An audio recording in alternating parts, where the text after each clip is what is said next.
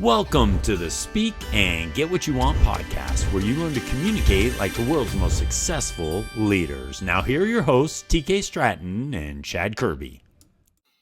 Welcome, everyone, to the Speak and Get What You Want podcast. I'm here with a great friend and an absolute expert in communications because, as we all know, when we are communicating, oftentimes we're trying to get people to take some form of action. We're trying to take them to a path that will be better for them. And nobody that understands sales quite like our guest today, Kyle Vamvouris. He's a brilliant mind, and we're grateful. Kyle, it's great to have you with us. I'm excited to be here. Thanks for having me. Absolutely. And Kyle's the founder of Vorce.com.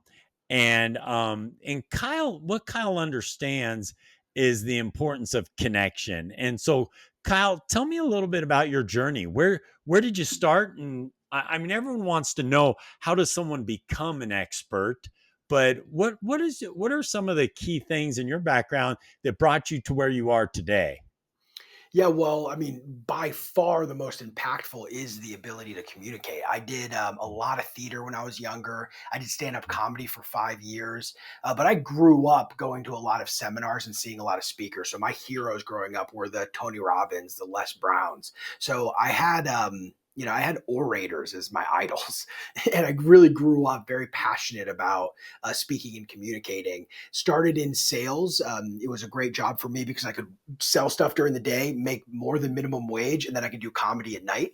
And then my sales career started to grow. Turns out I was pretty good at it. One thing led to another. I chose to pursue the career of sales instead of continuing on the comedy path, and it went great for me. I was an entry-level salesperson for a while, then more of a direct closing role, then started leading teams and building sales teams. And at this point, I've built over 75, probably near 80 B2B sales teams in my career. Wow, that's incredible. So, I mean, that's a background that very few people have. I would think that I'm not suggesting that no one has ever been a comedian and then gone in and build sales organizations, but that has to put you in a pretty small group, Kyle. Yeah, there's a few of us. I met a couple other people who have a comedy background. It is very helpful, that is for sure. But it's also now it's a lot more popular. But back then, it's much less common to find people who had tried comedy before. Right, right. Now, I would think a comedian, one of the things that are critical to your success is your ability to read other people and to see what's working and what's not. How have you used that skill set of reading other people helped you in sales? Well, you get really good at reading a room when you do comedy. And what you find is, like, especially for larger audiences, like certain parts of the room, like where the mood is, and you might be losing people over here. And you've probably seen this in all throughout your career too. Like, you're speaking in front of a large group of people, you could tell when the energy is dipping somewhere. Sure. That is an incredibly useful skill to have, especially somebody like me whose humor is a big part of my personality. Like, anybody who meets me knows, like, I'm always cracking jokes, and I feel very comfortable in those environments. I also am very quick at figuring out what somebody's sense of humor is like. So it has been super helpful, both from, hey, people tend to like me pretty quickly. That's helpful if you're trying to sell stuff. But I would also say I worked incredibly hard, and I was very competent at the work that I did, but I was also fun to be around. And that's a really great combination to have, to both be competent and people enjoy working with you. And so I felt like I moved up in my career much quicker than I would have if I didn't have those traits. I was in a leadership role, leading people who were much older than me when I was fairly young, 24 years old. So that was an adjustment, but that would never have happened if I didn't have that comedy background, I think. But definitely if I wasn't as comfortable in social situations and reading a room as I am. Yeah, but Kyle, as you think about a comedian, okay, Yeah. so comedians, their joy comes when other people are enjoying life, right? So when Right. you're a comedian, you get up there and you're like, okay, my sole purpose is to help these other people maybe forget about the stresses of life for a Yeah. moment. Let's have them have a really great experience. How has that mindset of going and saying, okay, you know what? I'm going to stand up in front of this group of people. I'm going to make their life better. How has that type of mindset impacted the way you've approached sales? Well, it's a bit complicated because another reason why I was so attracted to comedy, and a lot of comedians are, is because we typically, as people who've done comedy before, have a very high need for approval, right? That's why we're going on stage and saying jokes. So there is an element of it that's like, yeah, I want to provide value to the audience, make them laugh, forget about their trouble. That's definitely part of it. But then the other part of it is that their reactions to me being funny gives me a lot of validation. Mm, So in some ways, yeah, very helpful, translates really well because I've always felt that sales, I've always seen sales through the lens of service. Like I'm really helping somebody make the best decision for them. That's really helpful and aligns ethically, which is good. But at the same time, the challenge with that is you have to decouple that at some point where your validate that need for validation can't always come from external sources.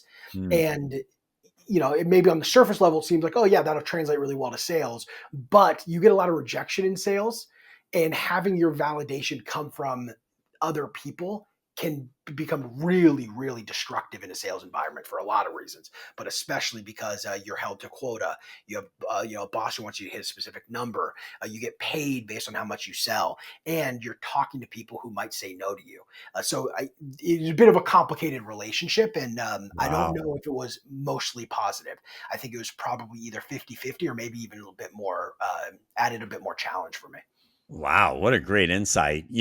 So as you think about the rejection, a lot of comedians probably wouldn't stay in the business very long if they were as rejected as often as a sales rep is. But my question to you, I mean, Kyle, you've been in this business for a long time.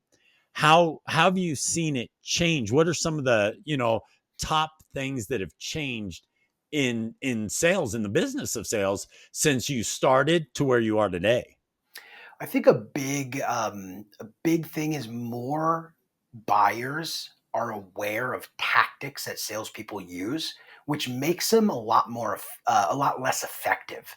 So that's probably like the education level of the buyer is probably the biggest thing that's changed. But at the end of the day, I don't know if that much fundamentally has changed. And I have a good example of this. So let me show you this. This is pretty cool.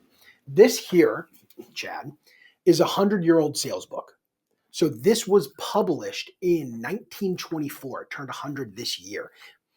I smell it. It still smells like cigarette. It's crazy. This is like one of my favorite possessions because I can just imagine the person having this on their desk, smoking a cigarette and reading and trying to improve their Right. skills. Right. But let me read you, and I read this often to salespeople because I think we forget about the importance of this kind of fundamental principle. And what I'm about to read has not changed. And I think a lot of people need to realize that you can't let this part slip. And what it Mm. is enthusiasm. So enthusiasm is contagious.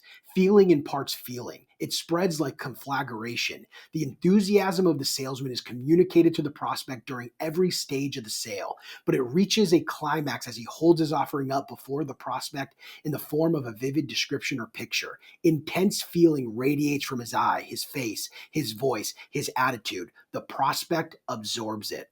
It is one of the imponderable forces of salesmanship. It is especially effective at stimulating desire. That is what we might have lost a bit. I interact with fewer and fewer people who are genuinely enthusiastic about the product or service that they offer. And if we can get back to that, I think we're going to be in a much better place as a kind of as a sales industry. But also, like you look at business owners or speakers, like and from the stage, enthusiasm very contagious. That translates all the way down, and I interact with a lot of people and a lot of salespeople too who just I don't feel that same level of enthusiasm over their product or service as I feel like they should have. Okay, why? What do you think contributes to that? I think part of it is they don't want to be salesy, right? Like, oh, if I'm Mm. way too overly enthusiastic, that might trigger them to think that I'm some kind of salesperson. I think that's probably one of the bigger reasons. The other one is I feel like people have a lot of self doubt. We're on our phones all the time. We're looking at people with perfect lives. Hey, why would they buy from me when they could buy from so and so? If you're a coach or consultant, maybe you follow other coaches and consultants that you look up to. It's like, why would they buy from me, right? So there's a lot of that self doubt or Right. that imposter syndrome. Those are probably the most common reasons, but your guess is as good as mine. Well, and I was just curious because I think about, you and I are both familiar with the Silicon Slopes, right? Yeah. And I know you spend a lot of time working with tech companies based in Utah. I heard recently, Kyle, and you can confirm this for me, but I heard there's actually more tech companies in Utah than there is in Silicon Valley now. I've So heard that stat too, but I'm very skeptical that that's true. wow, that is just crazy to me. But Yeah, if you that would drive be from great. Salt Lake down to Utah County, there it's just tech companies all along the Yeah, way. yeah, it's And booming. and so I was talking to a sales leader there, and they were saying like Firehouse Subs or one of the sandwich places, people would overhear another person saying that they're a sales rep for this company, and then the sales leader would go over and say, "Hey, how about coming over to mine?" Yeah. And so it was like almost, so much recruiting happening going on. Do you think that the people's longevity at a company sometimes contributes to their lack of enthusiasm? Yes, of course, but it's an interesting like tie in there.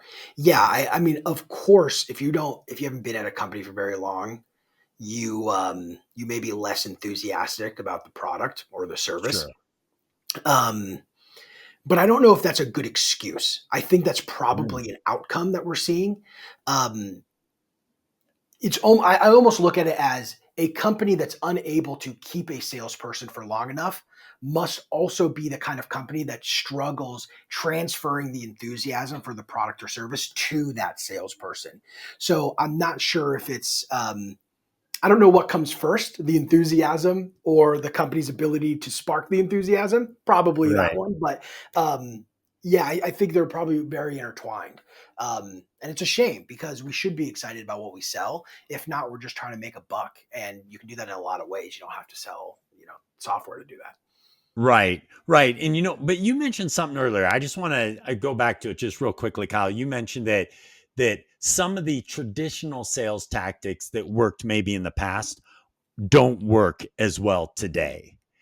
And so if somebody's saying, I want to get better at sales, and by the way, that should be something that everybody is saying, regardless of their Right. industry, right? I spend a lot of time working with attorneys, Kyle. And what's crazy is I've never, when I get up at a conference and speaking in front of attorneys, I say, how many of you were so passionate about sales that you decided to become an attorney? Right. No And hand. and no one raises their hand. But the reality is attorneys spend a ton of money on marketing, and then they don't focus on the sales that are happening within their firm. And so regardless of what you do, you need to really hone down this skill of sales. And your training libraries that you have at voris.com are phenomenal. They're so good. But what is it that it kind of separates people today, because those who put forth the effort then can really separate themselves from everybody else, right? Yeah. Yeah, there's a professionalism bar that I think that's once it's passed has a really big impact. And I don't know if people talk about this as much as they should. So like what a if you are if you are the attorney, let's use that as an example, your ability to sell is going to naturally be a lot higher than the salesperson selling attorney services, which I don't think actually happens. I think mostly attorneys are selling attorney services.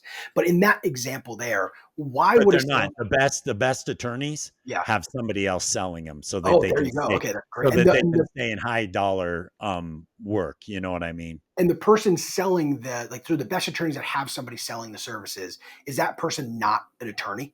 Not an attorney. Okay, No. great. Yeah, I don't work a lot in law, but so that's a great example. One of the reasons why I'm sure that's pretty challenging for attorneys to do is that they have so much expertise, and when you sell with a lot of expertise, the bar for like sales tactics that you use or like the fundamentals of selling is pretty low because Right. you can like muscle your way through it just because you're such an expert. It gives the other person a lot of trust and confidence that you know what they're talking about. Right. This is a lot of like I run into this all the time. Do as I say, not as I do. I have one of the loosest sales processes that you can have, but I've been doing this my whole career. I'm such an expert at it that I'm not worried about fighting for a couple of percentage points. But my sales rep doesn't have the same level of expertise as me. Hmm. So they're Right. not going to have that benefit. So they need to be very structured. Now, imagine if you take somebody like let's say an attorney, and you give them a lot of the fundamentals to use, so that now they know, like, hey, not only do I have all the expertise, but I can follow these fundamentals, and our sales is incredible. Now you've started really building a process that you can bring someone else in to execute on. You've Mm. now removed a lot of the expertise from the process because that was Right. already you transfer as much of that as you can, but that fundamental process you've already proven out. Now somebody else is taking that over. That is probably the best approach to get to that point. Absolutely. There's no question. So, Kyle, when you work with organizations, you work with companies, how many of them have some sort of a process before you get there? Some they are selling their product or service already, so that's like important. They Right. know the product or service is something that's desirable for the consumer. That is a prerequisite for sure. If you can't sell a bad product long term, you can muscle Right. it for a little bit, but it's not going to go well. So yeah, the vast majority of them do have some kind of like, hey, we sell things here. Might not sell it very well, but what's very common is they have a couple of salespeople that might be struggling or doing okay, or they are selling it. They've tried hiring salespeople before in the past and they couldn't transfer. Like I was talking about before, they couldn't make that Mm. transfer work. And then it becomes challenging. Or like, how do you hold salespeople accountable? It's very common. You'll have a salesperson for 8 to 12 months, barely close anything. And you're just like unsure, like, do we not have enough leads for them? Is our script terrible? Is it their fault? Like you have no idea because one, you might not be an expert in sales, but then the other reason why people could struggle with this is because they don't know how to look at the metrics and the activities of the salesperson and say, yeah, you are doing what you need to do in order to hit your number. There's a lot of unknown. And when things are unknown, it's difficult to point the finger at somebody and say, you're not doing a good job. Right. Right. And do you see that? I mean, we're in a world right now that's changing, as you know, it's changing constantly, and Yeah. especially with AI entering into the scene. But I still see people craving human to human interaction. Yeah. Yeah. Do you foresee a time? I mean, and again, we're all just predicting here, but do you think people will get to a point where they're good with just communicating completely with AI, or do you think that that sales role will be protected forever? It's really tough to say because I have had a lot of AI experience. So I use AI a lot to learn stuff. Like, Mm. and like when I say learn stuff, I want to know how things worked in ancient Rome or ancient Greece. I'll go on ChatGPT audio and just talk, ask questions. Tell me about Plato's philosophy. Oh, that's pretty similar to ancient Hindu philosophy. Like, what's the origin of that? Was there ever any overlap? So I can ask these questions and kind of learn from the AI. So I'm starting to shift more towards I can see a world where we just interact with AI. If I go to buy something now, I go to AI first, and I'm probably more of an early adopter, but I Mm. was Oh pretty yeah. skeptical when it first released. But I can tell you, like, I'm looking for I'm potentially switching payment processors right now. So I had ChatGPT organize all of the best payment processors for me based on my requirements and tell me how much they cost so I can do comparisons. Makes research a lot easier. I don't know if that today replaces me meeting somebody who I really get along with, Hmm. who's selling a product that I need. I prefer the human interaction still, but man, maybe there is a world where the human interaction is not as necessary. But there's one thing I can tell you: there will always be products and services that sales people, humans, will need to sell, and Mm. generally that's going to be because they cost a lot more. So a great example of this is Interesting. Slack. Slack is the golden child of product-led growth. The vast majority of their early growth was just from having a really good product, and that Right. product adoption skyrocketed. It was free, you paid to upgrade, etc. When they wanted to start pushing up market, they needed salespeople.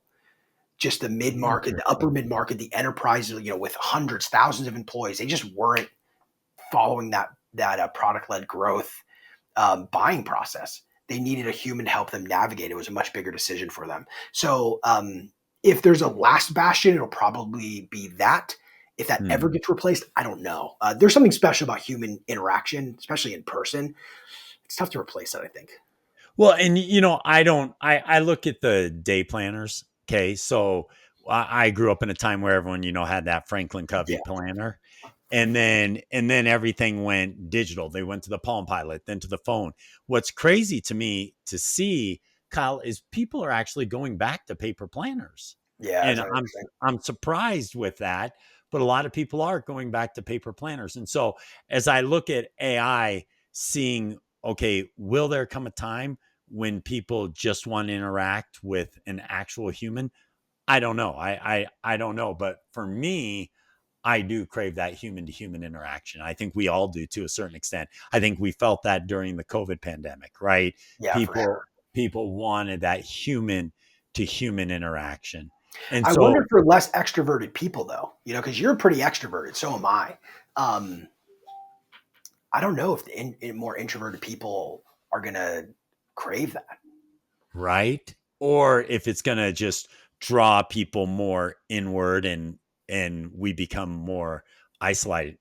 It's a great question. But as we approach this time, I do believe what you pointed out, I think is true. I think when people are making if people are deciding what type of hot sauce to buy, I don't think it really matters that much to them. But as the price of the product they're purchasing or the price of the service, Yeah, and again, as I mentioned, I work with a lot of attorneys. When people are dealing with something as scary and frightening as a divorce, or if they were in a catastrophic injury, or even dealing with their estate, I people for some reason want to talk to a person about it for yeah, now. And for now. you're exactly right. That may change. But Kyle, what if you were to say, someone's sitting there listening saying, okay, so I just want to get better at selling. I want to be more intentional in my approach to selling. And I know you have an incredible resources at Voris.com. But tell me, what three things would you tell somebody that's saying, hey, listen, Kyle, I just want to get better at it? What are three things I can do? Yeah, and I'll break this down a little bit because there's really two parts of a sales process that I think need to be worked on. The first part is how do I get meetings on the calendar to Mm, actually sell my product or service? So there's that portion of it. And really, like the main thing there is you need to figure out the relationship between the activities that you do, the sales activities, and the outcomes of those activities. So, my world, we do a lot of cold calling. I make 100 cold calls. Do I book one meeting?